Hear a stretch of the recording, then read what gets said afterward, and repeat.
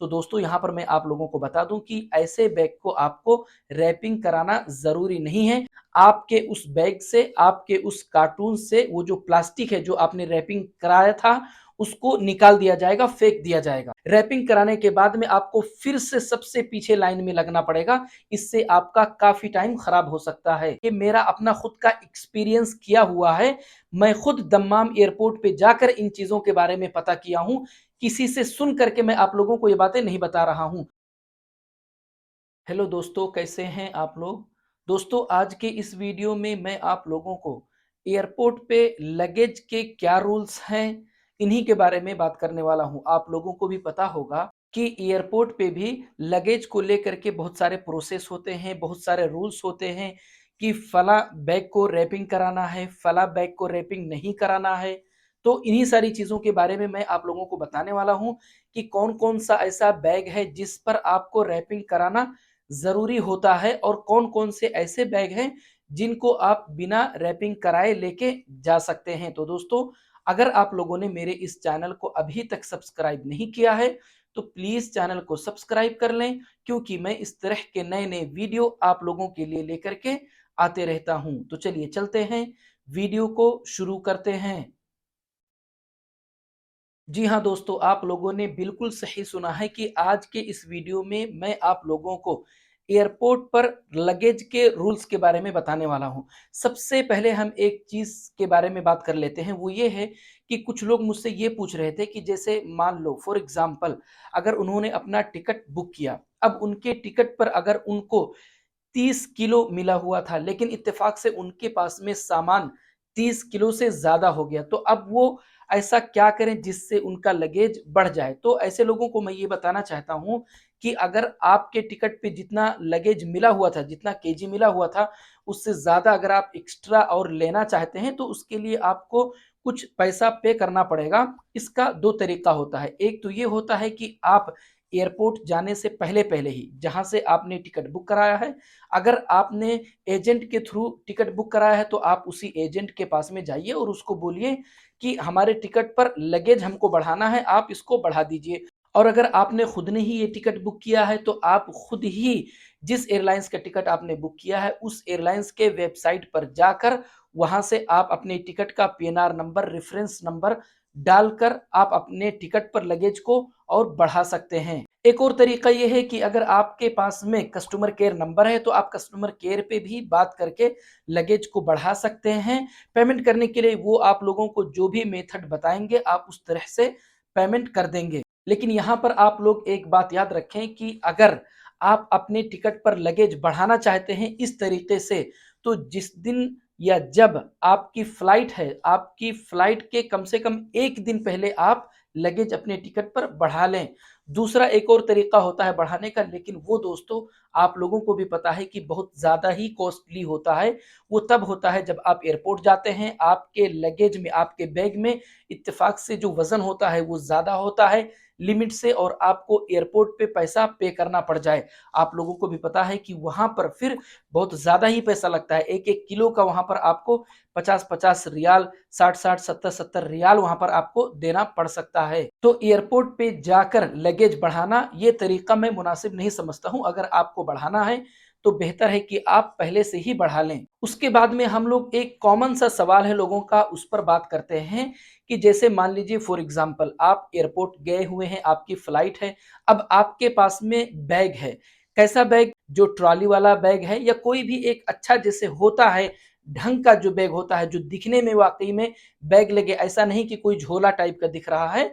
तो क्या ऐसे बैग को आपको रैपिंग कराना जरूरी है अगर आप उस बैग को लगेज में डाल रहे हैं तो दोस्तों यहाँ पर मैं आप लोगों को बता दूं कि ऐसे बैग को आपको रैपिंग कराना जरूरी नहीं है।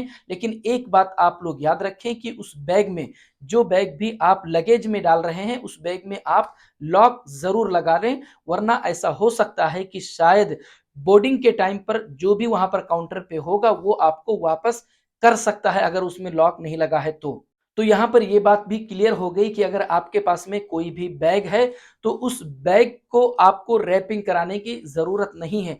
अब अगर हम बात करें कि आखिर कौन सा ऐसा आइटम होता है जिसको रैपिंग कराना आपको जरूरी होता है, तो वो है कार्टून। अगर आपके पास में कार्टून है जिसमें आप सामान रख के लेके जा रहे हैं, तो कार्टून को आपको रैपिंग कराना ज़रूरी है। अब यहाँ पर एक और सवाल कि क्या यहाँ से आपको किसी बैग में या किसी थैले में सामान रखकर एयरपोर्ट लेके जाना पड़ेगा? कार्टून वहाँ से आपको लेना पड़ेगा और रैपिंग भी वहाँ से करानी पड़ेगी? तो ये बात आप लोग याद रखें कि आप कार्टून तो अपने रूम से, अपने घर से लेके जा सकते हैं उसमें सामान रखकर, लेकिन आप रैपिंग करा के मत लेके जाइएगा यहाँ से, अपने रूम से, अपने घर से। रैपिंग आपको एयरपोर्ट पे ही जाके कराना है। अगर आप किसी भी बैग का या किसी भी कार्टून का रैपिंग अपने रूम पर, अपने घर में करा के अगर आप लेकर के जाते हैं, तो एयरपोर्ट पर जाने के बाद में आपके उस बैग से, आपके उस कार्टून से वो जो प्लास्टिक है जो आपने रैपिंग कराया था, उसको निकाल दिया जाएगा, फेंक दिया जाएगा। अब अगर आपके पास में कोई बैग था तो उसको तो आप प्लास्टिक निकालने के बाद में बिना रैपिंग के ही आप दे सकते हैं, लेकिन अगर आपके पास में कार्टून था तो आपको काउंटर से हटना पड़ेगा अब, और काउंटर से हट के उसके बाद फिर से जाकर के आपको एयरपोर्ट पे रैपिंग कराना पड़ेगा। रैपिंग कराने के बाद में आपको फिर से सबसे पीछे लाइन में लगना पड़ेगा, इससे आपका काफी टाइम खराब हो सकता है। तो यहाँ पर यह बात भी क्लियर होगी कि कार्टून आप अपने रूम से ला सकते हैं, लेकिन रैपिंग जो होता है वो आपको एयरपोर्ट से कराना कंपलसरी है। अगर आप अपने रूम से कराएंगे तो वो रिजेक्ट कर दिया जाएगा वहां पर। अब मैं आप लोगों को मोबाइल के स्क्रीन पे एक आइटम दिखा दे रहा हूं, जो कि है तो बैग ही, आप लोग देख सकते हैं, लेकिन ये थोड़ा सा दिखने में जो झोला होता है नॉर्मल, उसी की शक्ल में दिखता है। इसमें चेन भी लगा हुआ है, लेकिन अगर आप ऐसा कोई भी अगर बैग लेकर के जाते हैं तो इसको आपको रैपिंग कराना पड़ेगा। अब रैपिंग कराने के लिए आपको इसका सारा सामान कार्टून में रखना पड़ेगा, और वो कार्टून भी आपको एयरपोर्ट से ही खरीदना पड़ेगा। तो वहां पर आपको डबल पैसा देना पड़ेगा, रैपिंग का पैसा अलग और कार्टून का पैसा अलग। उसके बाद में एक और आप लोग उसी के नीचे देख सकते हैं, एक और आइटम यहाँ पर उसका फोटो लगा हुआ है। ये रैपिंग भी किया हुआ, इस पे प्लास्टिक भी चढ़ी हुई है, लेकिन इसका डिजाइन दिखने में कुछ अजीब सा है, इसीलिए इसको भी रिजेक्ट कर दिया जाता है। यहाँ पर लिखा भी है। तो अगर आप इस तरह का भी कुछ लेकर के जाते हैं आइटम, तो आपको वहां पर जाकर इसको ओपन करके पूरा सामान निकाल के और वहां से कार्टून लेके उसमें ढंग से रख कर और उसको रैपिंग कराना पड़ेगा। अब अगर हम बात करें ये जो पहला वाला जो बैग है इसके बारे में, कि क्या ये बिना रैपिंग के नहीं जाएगा? सबसे पहली बात तो इस बैग पे रैपिंग नहीं होता है, ये हमने खुद ने पूछा था वहां पर एयरपोर्ट पे। तो इस तरह के बैग पे रैपिंग करने से वो लोग मना कर देते हैं। जैसा मैंने आप लोगों को बताया, रैपिंग कराने के लिए आपको सारा सामान वहां से कार्टून खरीद के कार्टून में डालना पड़ेगा।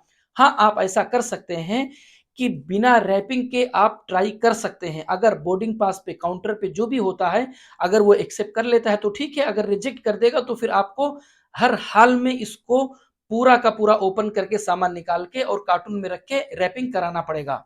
और दोस्तों एक बात और मैं आप लोगों को बताते चलूं कि कभी-कभी कुछ चीजें ऐसी होती हैं जो डिपेंड करती हैं उसके ऊपर जो काउंटर पे, बोर्डिंग पास पे बैठा होता है। अगर वो ज्यादा ध्यान देने लगे, ज्यादा सीरियस लेने लगे, तो बहुत सारी चीजों को आपको वो कैंसिल कर देगा, रिजेक्ट कर देगा। यहाँ तक कि आपका अगर 2-4 किलो लगेज अगर ज्यादा भी है तो उस पर भी आपको अलग चार्ज देना पड़ जाए। लेकिन कभी कभार जो काउंटर पे, बोर्डिंग पास पे होता है, वो उतना सीरियस नहीं लेता है, इग्नोर कर देता है, थोड़ा सा कूल माइंड का होता है, तो वो इन सारी चीजों को ज्यादातर ध्यान नहीं देता है। तो अगर किसी का इस तरह का आइटम रिजेक्ट नहीं किया गया कभी, तो वो ये ना सोचे कि ये चीज सही है, लेके जा सकते हैं। हकीकत में देखा जाए, मैंने आप लोगों को बता दिया है, फोटो में भी आप लोगों को दिखाया है कि ये अलाउ नहीं है, और मैंने खुद ने भी एयरपोर्ट पर पूछा है। क्योंकि दोस्तों इस वीडियो में मैंने आप लोगों को जो भी चीजें बताई हैं, ये मेरा अपना खुद का एक्सपीरियंस किया हुआ है। मैं खुद दम्माम एयरपोर्ट पे जाकर इन चीजों के बारे में पता किया हूं, किसी से सुन करके मैं आप लोगों को ये बातें नहीं बता रहा हूं। तो दोस्तों अगर आप लोगों को मेरा ये वीडियो अच्छा लगा, अगर आप लोगों को मेरी बातें समझ में आई है, तो प्लीज वीडियो को लाइक और चैनल को सब्सक्राइब जरूर करें दोस्तों, ताकि मैं जब भी अपना अगला वीडियो अपलोड करूं तो तुरंत आप लोगों तक पहुंच जाए। मिलते हैं अगले वीडियो में।